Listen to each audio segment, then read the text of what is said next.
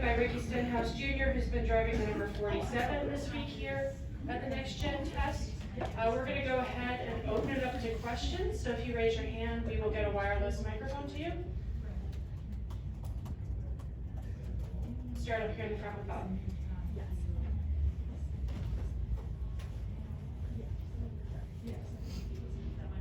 Bob Hoppers, Fox Sports. Just in the draft yesterday, did the car act like you thought it would, or if not, how was it different than you thought? Yeah, I mean, I felt like our car drove really well in the draft yesterday. I felt good the last time we were here testing. I felt like our car drove, really well then in the draft, and we were able to push and get pushed in the draft. Yesterday, I felt like I was a little bit more comfortable than I was, the first test and first go around. Now that I've got a few tests in the car and we've learned a little bit more about the car, and I felt like we were racing, pretty aggressively. Not as aggressive as I would say what we normally run, but we were still pretty aggressive and still felt pretty comfortable with the moves that everybody was making around me and the moves that I was making. So. That's got me excited. It's going to be hard to pass. You're going to have to work really, really hard, I feel like, to make passes, but that's the work that you and your spotter are going to have to do, and probably need some help, and look for those partners a little bit more than what we have, I feel like, in the past. Go back to Bob. And your Chili Bowl call on next year, probably on Friday, right? Yeah. So I'm curious about the other NASCAR Cup guys that they have to come fly down here and go back. So are you jealous of them, or are they jealous of you? And are you surprised that they didn't make the trip down? A little of both. I'm bummed that I'm not there all week for sure. It's always a good time. I enjoy going out and seeing old friends and watching good racing live. But I've been following along on Flow and been watching it constantly. So it's better than not getting to see it at all, I guess. But I'm definitely glad I'm down here. I feel like the more laps that I can make in this new car, the more I can learn as a driver. Even that little 10-lap drafting session we had the other day, I felt like I learned a lot.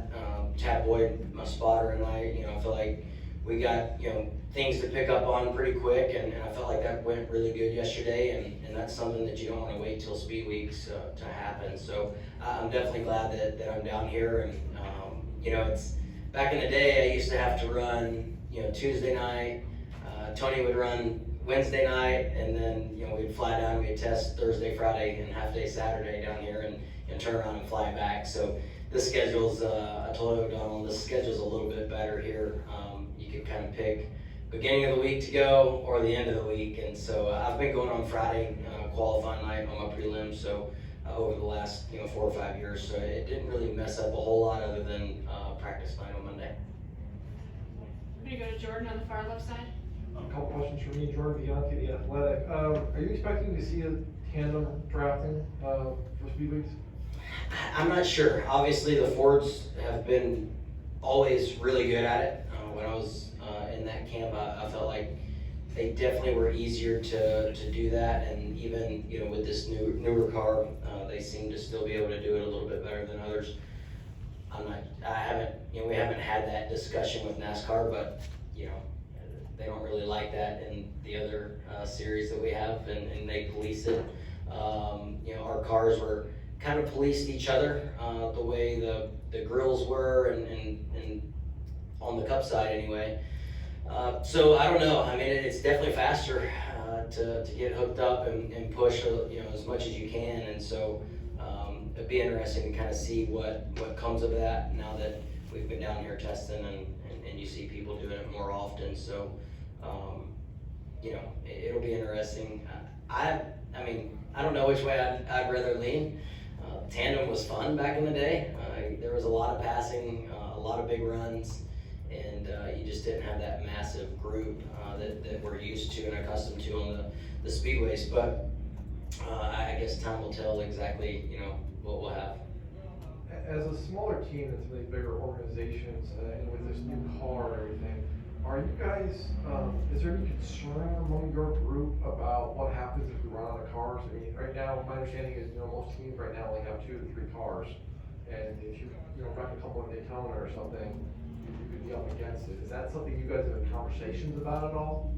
Well, I mean, I think for us, we've got 2.5 cars, I think, right now.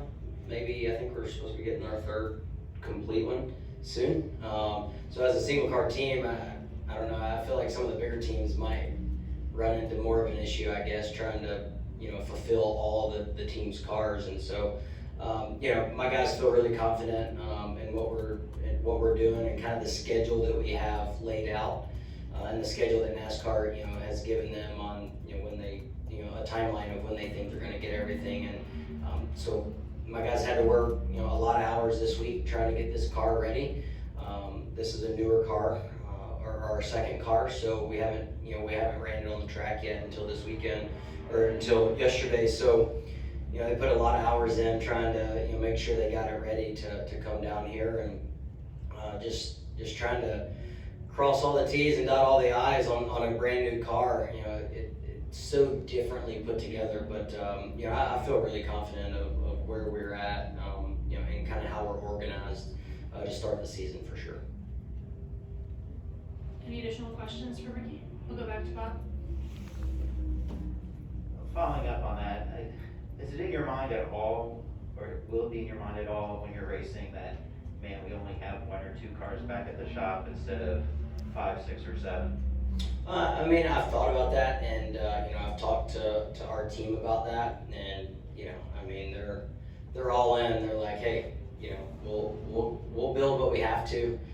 We'll work as hard as we need to, but we're gonna go out and try to win races and run up front. So they've given me the confidence that we'll be able to race as hard as we need to each and every week. And so for me, that's the green light that I need to make sure that I go out and do my job. And I think for me, the car's gonna be really fun to drive. I mean, I was pretty white knuckled the other day in that 10-lap drafting session. You just don't want to make a mistake, just because they're all brand new cars and we're still trying to learn them all. But I think as we kind of get accustomed to the car and throughout the season, I think the Daytona 500, everybody's still going to be kind of on edge until at least till the end of the race, because you're going to learn a lot in those 500 miles. So and get more comfortable, but we're still a little bit on edge with the car right now, for sure.